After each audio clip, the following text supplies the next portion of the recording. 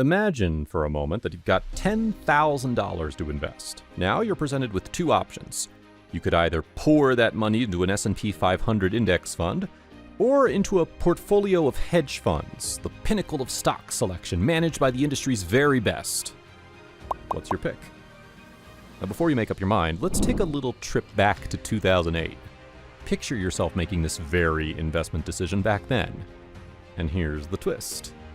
By the end of 2017, your $10,000 in the seemingly elite hedge fund portfolio would have grown to $13,630, a respectable 36.3% return.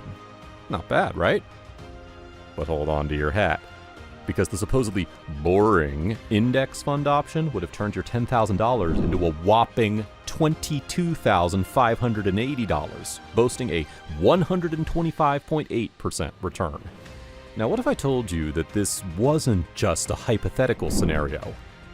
This was a real-life face-off between a legendary value investor and some of the most brilliant minds in the hedge fund world. The results may surprise many, including the top investment advisors and portfolio managers in the industry. Many would even consider the value investor lucky to have an exceptional decade of growth in the index. However, the renowned value investor in this story is famous for his conviction in index funds for decades. He's none other than the Oracle of Omaha, Warren Buffett. So here's the real story that has many investing lessons for us. Back in 2007, Warren Buffett proposed a bet with the leading investment experts of Wall Street. Buffett had a simple proposition. He claimed that no investment pro could select a set of at least 5 hedge funds that would outperform a passive S&P 500 index fund with low costs.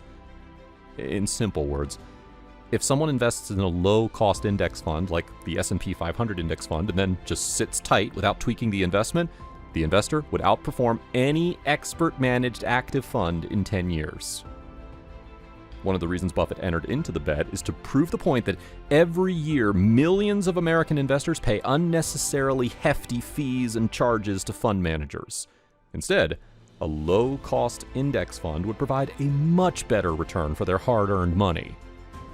Buffett's logic is straightforward. After accounting for the administrative costs, fees, and charges, an actively managed portfolio would perform much worse than a low-cost index fund.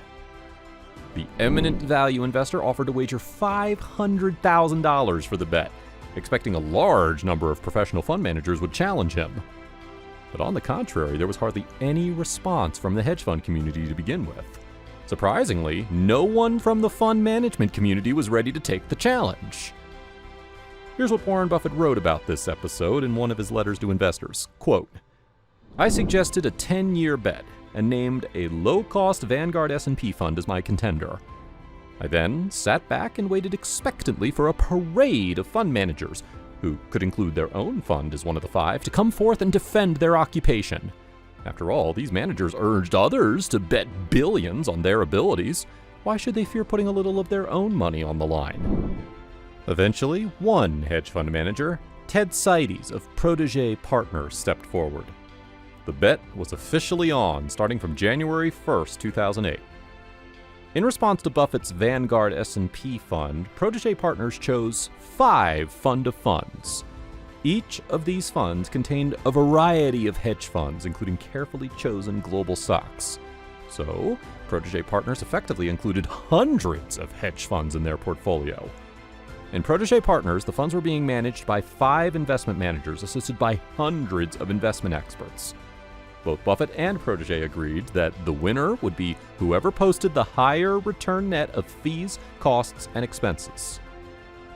While Warren Buffett's investing strategy was simple, invest in the Vanguard S&P fund and do nothing, Protégé had the option of rearranging their portfolio as and when they wanted.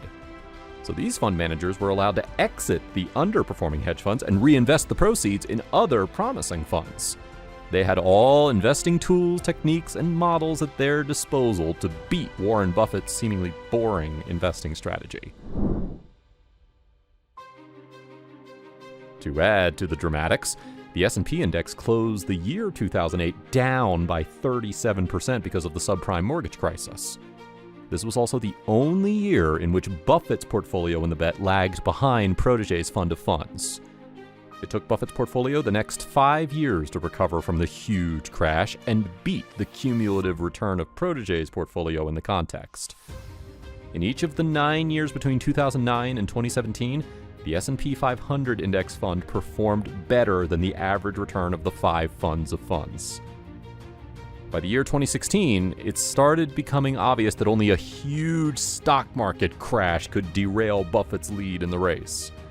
Buffett's slow but steady portfolio clocked a cumulative return of 65.67%, compared to a paltry 21.87% that Protégé's highly paid experts managed to achieve. However, the crash never came, and by May of 2017, Ted Seides conceded defeat.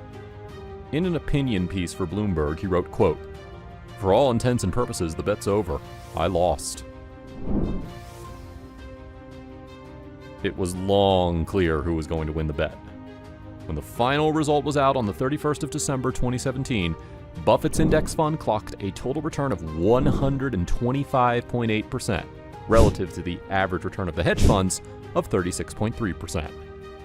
The S&P index fund provided an average annual growth rate of 8.5%, while Protégé's investment fetched merely 2.2% net of fees and charges. Buffett's prize money from the bet went to a charity organization, Girls Inc. of Omaha. The philanthropic body did not receive the promised $1 million. Instead, they received more than $2.2 million. Here, again, Buffett's investment acumen was in play. So how did this happen?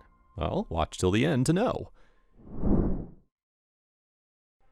Here are 3 key takeaways from the bet that's going to be a talking point for investors for decades to come. Lesson number 1. Passive investing is mostly likely to beat active investing. In the bet, Buffett chose a simple passive investing strategy to pick a low-cost index fund and stick to it for a long time, for, say, 10 years.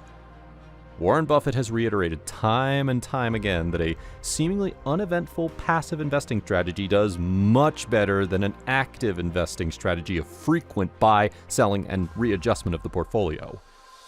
We have enough historical evidence to support this claim. For example, an S&P study found that the S&P index fund outperformed over 90% of managed funds over the past 15 years.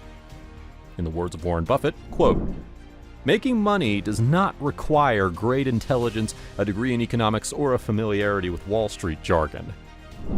He also said, quote, "What investors then need instead is an ability to both disregard mob fears or enthusiasms and to focus on a few simple fundamentals."